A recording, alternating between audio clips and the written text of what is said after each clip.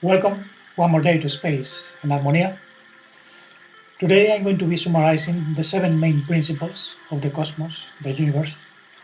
There are many more, of course, but these are the basic ones from which we can deduce many things from our life, the way we can thrive and find healing. Some people call these principles the 7 hermetic principles, but most descriptions are very narrow, and I don't like to call them hermetic because they are not hidden. They are present all over the universe. But we have to distinguish between the nature that we see, which is somehow fragmented and it can be deceptive, and true nature, which is within ourselves. You are going to see the difference between most descriptions of these principles and what I'm going to present. And you have a more in-depth view of these principles in the blog, themusicofwisdom.blogspot.com, The Song of Reality. There I wrote a more detailed description of the 7 laws, and here I will try to make a summary, making the video in 2 parts. First describing a few principles and then the remaining ones in the second video. And to start with, let's see the principle of mentalism, which has been known since ancient times. Everything is mind. This has been taught by many sages throughout history. Even Siddhartha Gautama, the Buddha, the awakened one, said, "With our thoughts we make the world speak or act with an impure mind, and trouble will follow you as the wheel follows the ox that draws the cart. Look how he abused me, how he beat me, how he threw me down and robbed me." The mind is triggered with events that annoy us. The mind is completely in chaos when there is not an order. And this is why many people find difficult to stop thinking. Some people called me recently saying they have headaches, they are not able to stop worrying about their life. And I said, this is because there is not order in your life, in your mind, in your heart. There is chaos. So all the vitality you have, which is the vitality of consciousness itself, is going to be chaotic. Therefore we need a logos, an intelligence. And we find precisely an allusion to this logos in the beginning of the Gospel of John.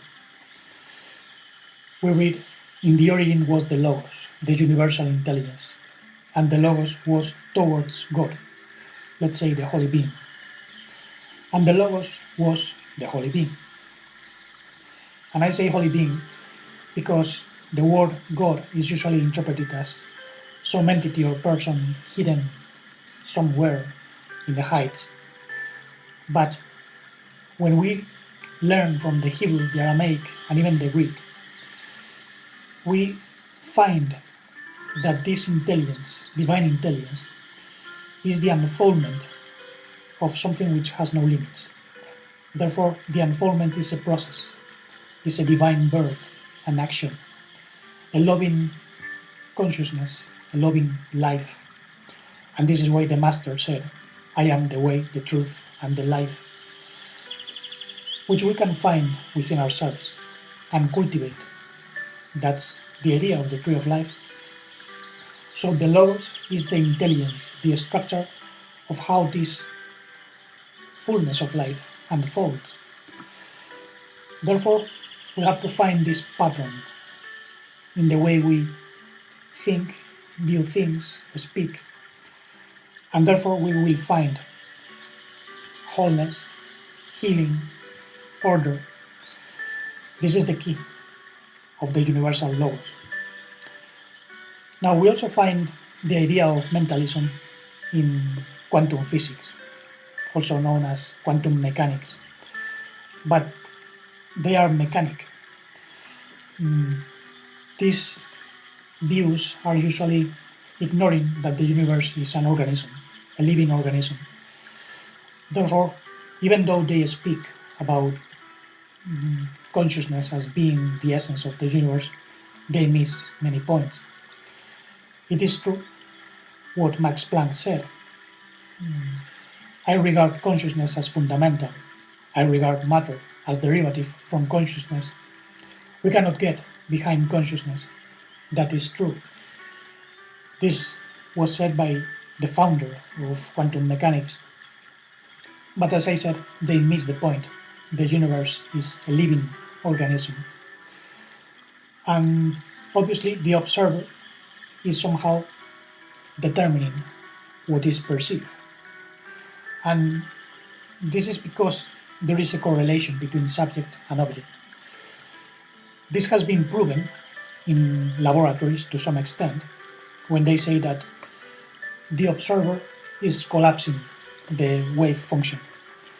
Now I think they are having in mind an observer which is very much like a robot, and this is not true. This might be true for some intelligences, but not the true intelligences of life. So we have to think more in the idea of a hollow mind. I was speaking about this some videos ago. Holos is wholeness in Greek, and mind is the intelligence, the nous, as it was called in Greek. Even vegetables and rocks have consciousness. Most scientists would deny this. But think, for instance, in a crystal. This can store light, and light, in a certain sense, is consciousness, or an aspect of consciousness, is light. And we can also find consciousness in a pebble, but in a lesser degree.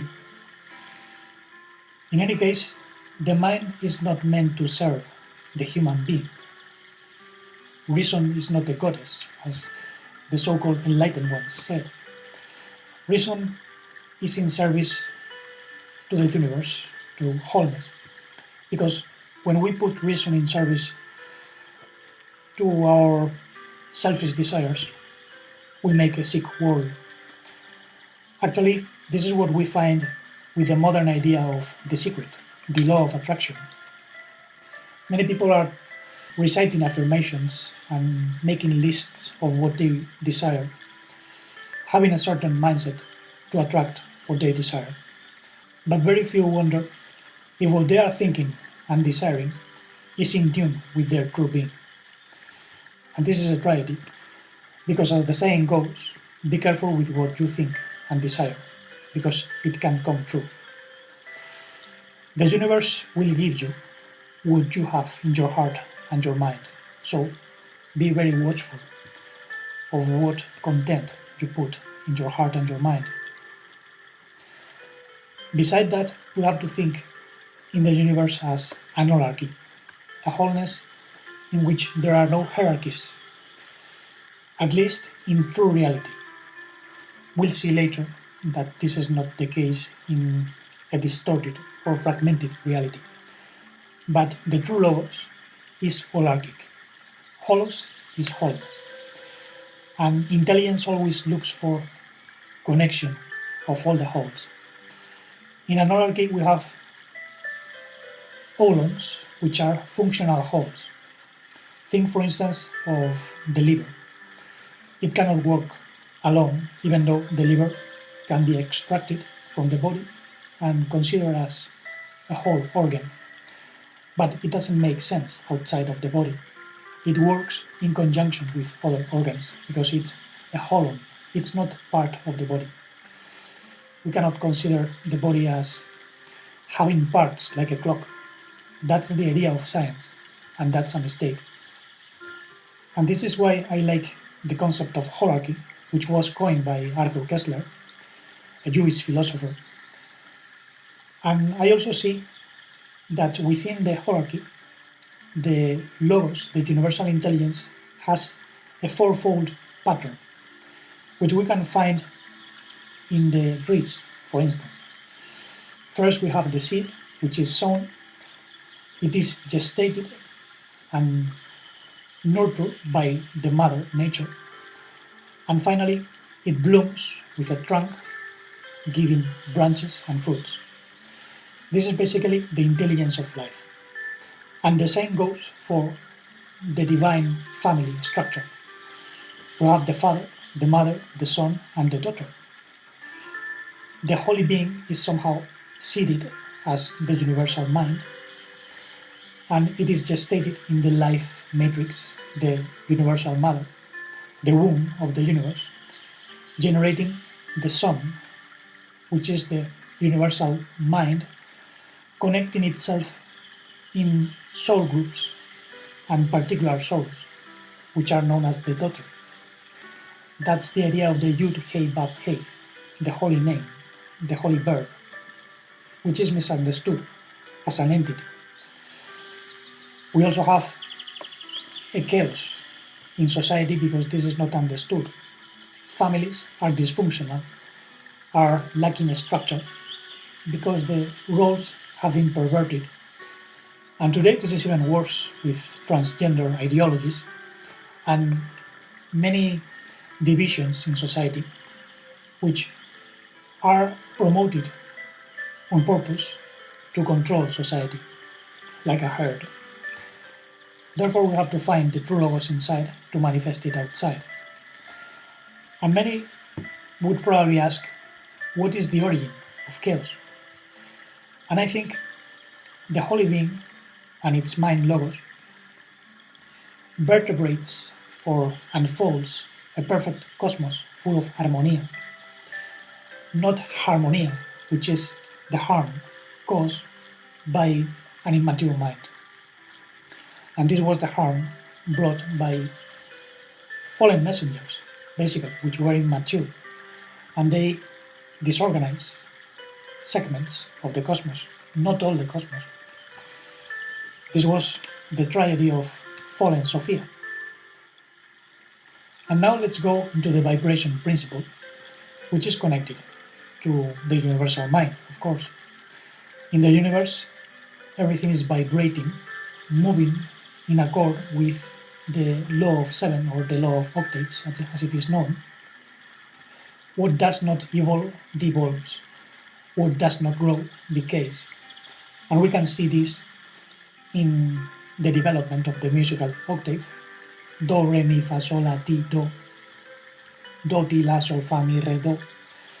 Those are the growing and decreasing frequencies. And as the mind is also vibration, the higher the frequency of vibration, the higher the frequency of consciousness. Moreover, in vibration, affinity attracts everything. Like attracts the like, and contraries repel. So depending on our state of vibration, we will be experiencing harmonia or chaos. If our state is full of sadness, sorrow, confusion, selfishness, adversity, if we are constantly contradicting reality, denying even our life, then the vibrations are going to be very low and the circumstances are going to be painful.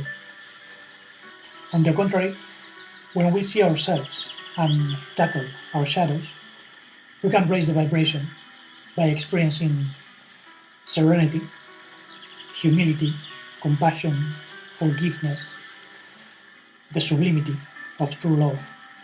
And this generates an elevated energy that is also healing and attracts what we really deserve in life, which is wholeness. This also brings us to the following principle, the rhythm principle. Everything in the universe is following cycles and is completed in 7 steps according to the law of 7.